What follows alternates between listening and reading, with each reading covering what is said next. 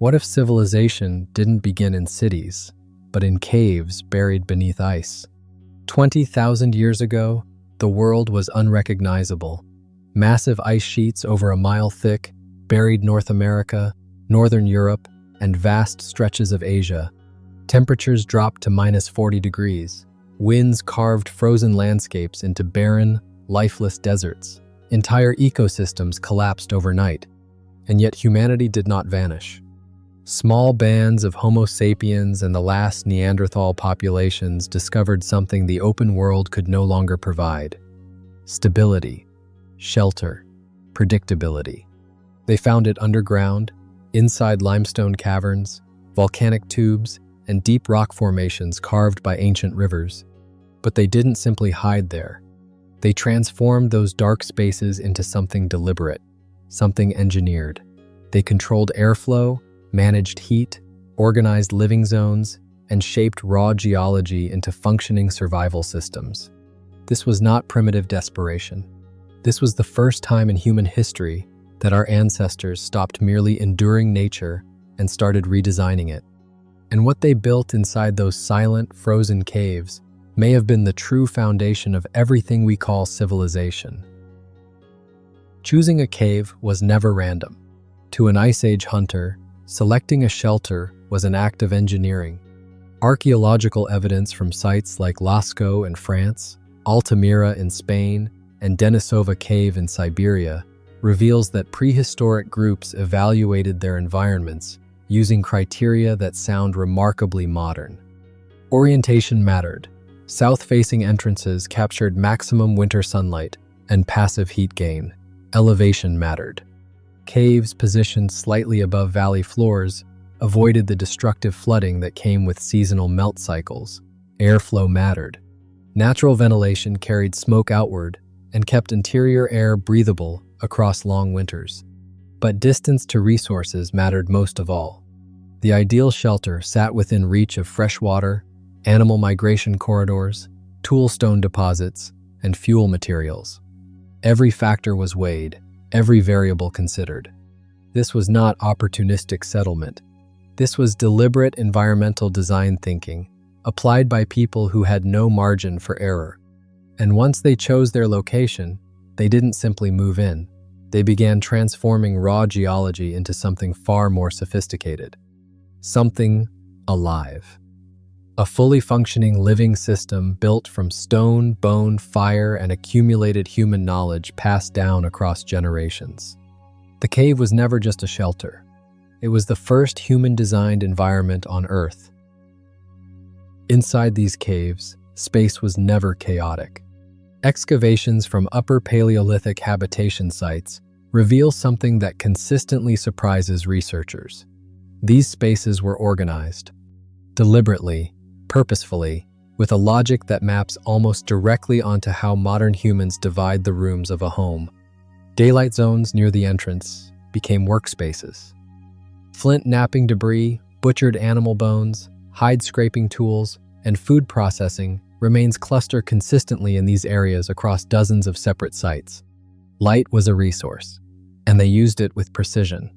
Deeper inside, archaeologists find hearth complexes, fire pits ringed with carefully arranged stones, ash layers built up over generations of continuous use, burned bone fragments substituting for wood in landscapes where forests had long since disappeared.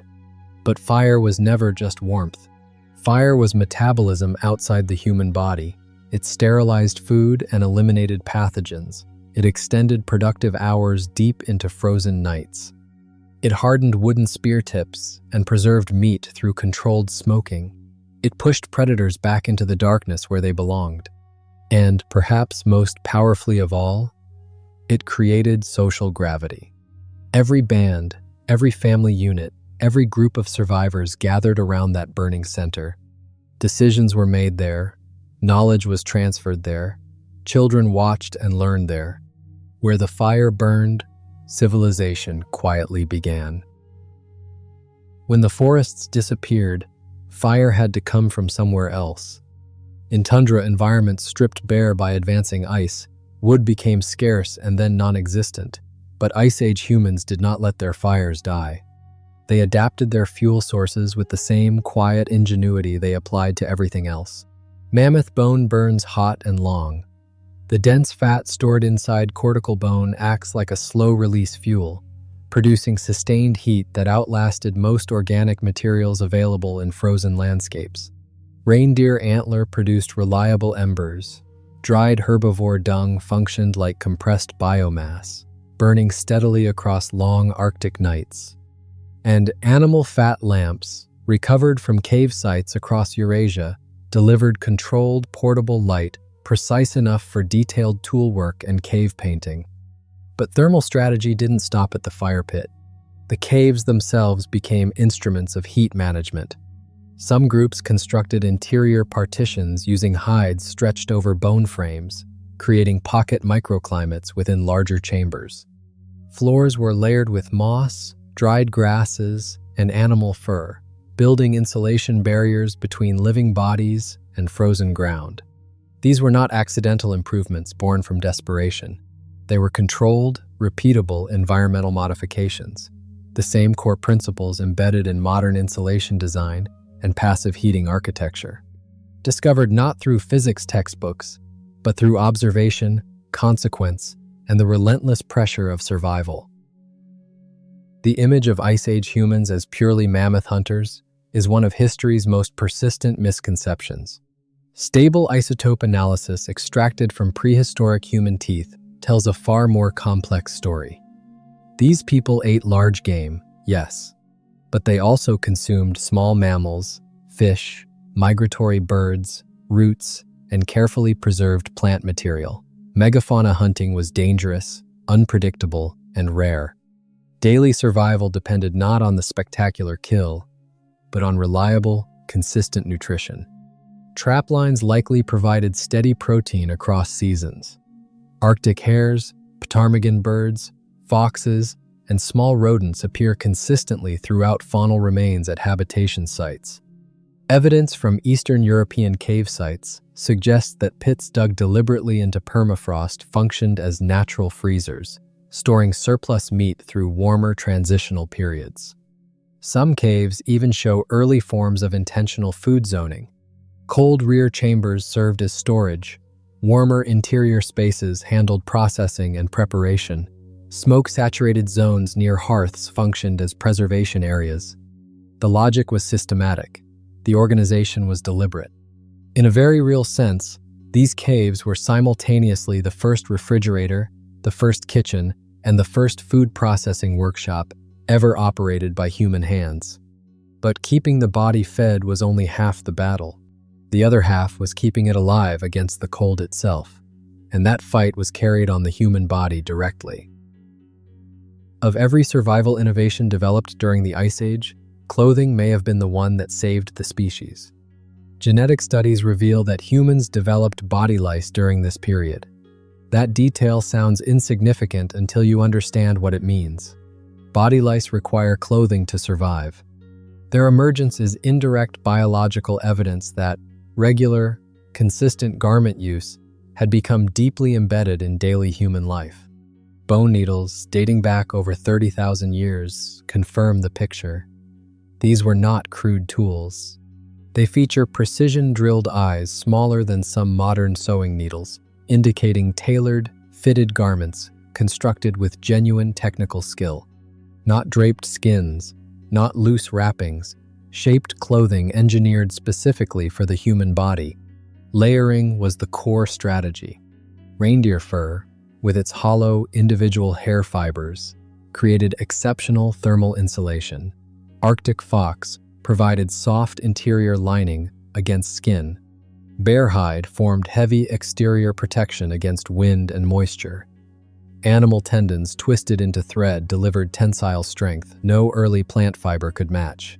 Tanning methods were equally sophisticated. Brain oils rich in lecithin chemically softened raw hides. Urine fermentation broke down resistant proteins. Smoke curing added lasting antimicrobial protection against decay. These processes required time, precision, and accumulated knowledge transmitted carefully across generations. Which means something profound was already operating inside these cave communities. An education system, built without classrooms, without writing, without institutions, passed from hand to hand beside a fire in the dark. Children in Ice Age communities were never simply dependents waiting to grow up. They were apprentices, active participants in the machinery of survival. From the earliest age, they could hold a tool or follow a set of tracks across frozen ground. Tool marks on small practice stones suggest structured learning stages. Broken miniature spear points indicate repeated training attempts by young hands still developing coordination and judgment. Ethnographic comparison with recent hunter-gatherer societies suggests knowledge transferred not through formal instruction, but through sustained observation and gradual guided participation.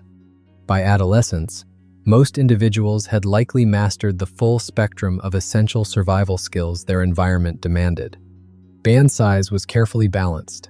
Anthropological models suggest optimal group sizes between 20 and 50 individuals, large enough to cooperate on complex tasks, small enough to move efficiently across difficult terrain. Genetic diversity was maintained through seasonal gatherings, where separate bands came together, exchanged knowledge, and formed bonds that stretched across vast frozen landscapes. But perhaps the most quietly powerful evidence comes from the bones themselves.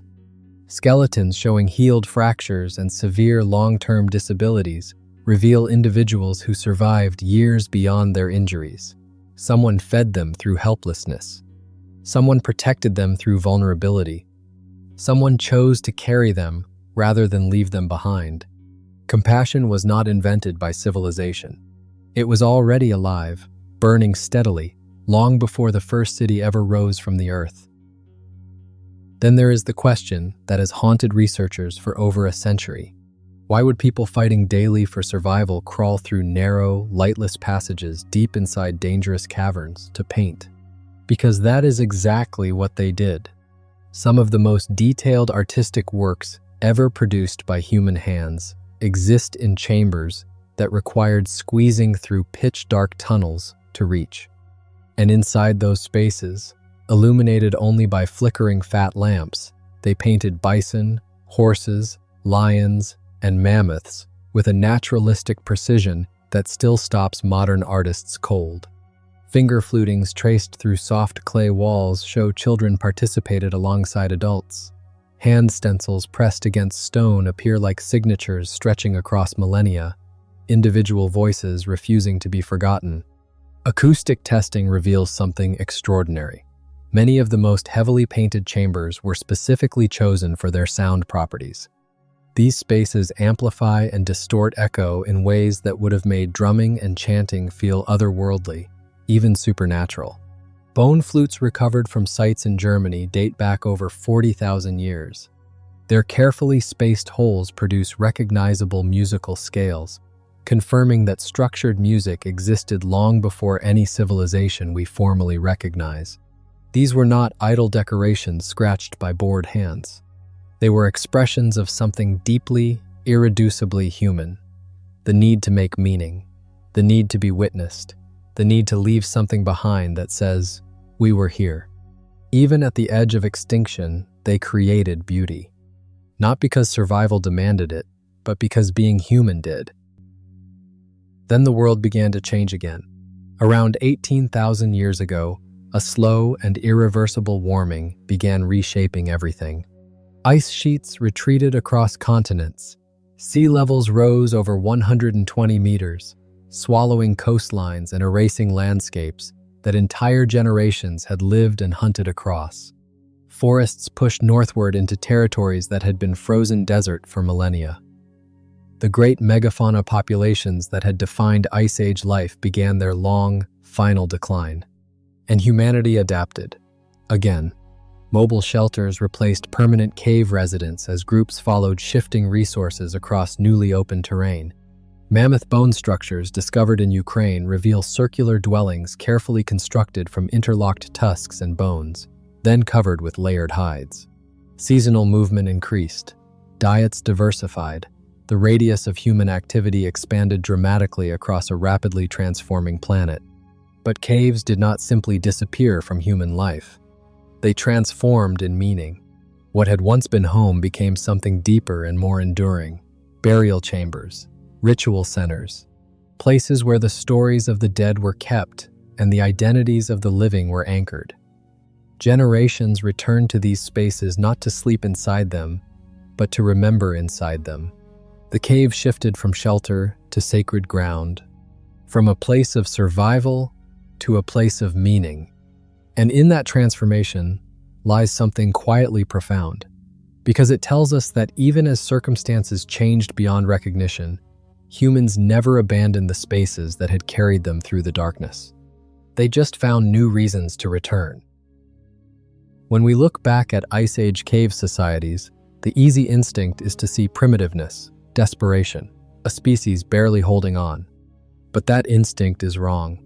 What the evidence actually shows is something far more humbling, planning sophisticated enough to engineer thermal environments without modern tools, medicine capable of healing broken bodies back to function, education systems that transmitted complex knowledge across generations without a single written word, art that still moves us emotionally tens of thousands of years later. These were not lesser humans fumbling towards civilization. They were us, fully formed, fully capable, facing conditions we can barely imagine today, and refusing to disappear. Their brains carried the same capacity for abstract thought, emotional depth, and creative problem-solving that built every city, every institution, and every technology that followed. Their fears were our fears. Their love was our love. Their grief was our grief. They adapted. They endured. They created. They protected each other. And perhaps the most important realization that their story leaves us with is this: humanity did not become advanced when we built cities. We became advanced when we learned to survive together, when we chose cooperation over abandonment, when we fed the injured and taught the young, and painted the walls of dark caves simply because beauty mattered. That choice, that fundamental human choice, was made long before history began recording it, and it is still the most important choice we make.